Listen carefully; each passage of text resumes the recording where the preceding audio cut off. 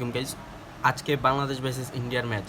যদিও ম্যাচটা Asia cup থেকে বাংলাদেশ ছিটকে পড়ছে, ভারতও ছিটকে পড়ছে, দুই দলই ছিটকে পড়ছে, তারপরও ম্যাচটা নিয়ম রক্ষার যেহেতু ম্যাচ আর সাউথ এশিয়ার ভিতরে সবচেয়ে রাইভালরি ম্যাচ এইটা, তো আমাদের আশা এবং আকাঙ্ক্ষা অনেক। আপনারা সবাই জানেন যে 6 মিনিটের ভিতরে সব ম্যাচের টিকিট অলরেডি শেষ হয়ে গেছে।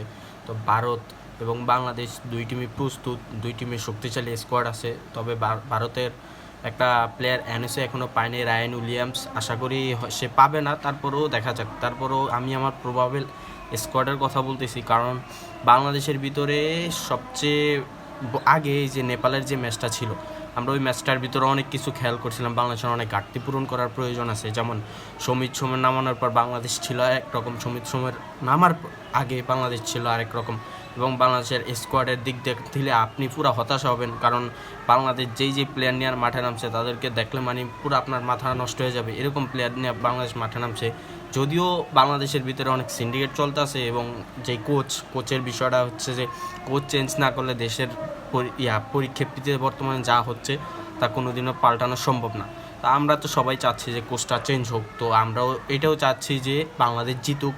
আশা করি বাংলাদেশ এবার বাংলাদেশের সমর্থকদের হতাশা করবে না, তো আপনাদেরকেও আমরা হতাশা করব না। তো আমি আজকে আমার প্রবাবল স্কোয়াড রাখতেছি। প্রবাবল স্কোয়াডে গোলকিপিংয়ে মিতুল মার্মা এবং অটো চয়েস, কারণ হাবিয়ার কাবরিরা তার আগে প্রেস ব্রিফিংয়ে বলছিল যে মিতুল মার্মা তার গোলকিপিংয়ে অটো চয়েস। তো এখানে গোলকিপিংয়ে মিতুল মার্মা অটো চয়েস। তারপর এসে দুই সেন্টার ব্যাগে আমরা তারেক গাজী এবং তবু বর্মনকে আগেই ধরে রাখছি। এক পাশে জায়ান, আরেক পাশে আমার পার্সোনালি পছন্দ হয়েছে শাকিল আহাদ তপু রাইট ব্যাক খেলবে, এই পাশে জায়ান খেলবে। তারপরে তার সামনে মিডফিল্ডে খেলবে হামজা, সমিত সোম প্লাস আপনার জামাল ভুঁইয়া। ওই পাশে রাকিব হোসেন, এটা আমার একটা পছন্দের প্লেয়ার। যদিও বাংলাদেশে অনেক তর্ক বিতর্ক হয়, কিন্তু রাকিব হোসেন আমার একটা পছন্দের প্লেয়ার, কারণ রাকিব হোসেনের সাথে একসাথে অনেক কিছু করা হয়েছে আমাদের। তো আমার একটা পছন্দের প্লেয়ার হয়েছে রাকিব হোসেন। তো রাইট উইংয়ে নিশ্চয়ই রাকিব হোসেন, সেন্টার ফরওয়ার্ডে রাকিব হোসেন খেলবে। এক পাশে কাজিম শাহরে আমি দেখতেছি, কারণ ফাহিমের জায়গায় কাজিম শাহ অথবা মোরসালিনের দেখলে খুব একটা হতাশ হব না। আরেক পাশে আমরা প্রবাল স্কোয়াডটা এখানে ঘোষণা করলাম। আপনার মতামতটা আপনি জানিয়ে দেন, আপনার স্কোয়াড কোনটি? কমেন্ট সেকশনে তাড়াতাড়ি জানিয়ে দেন।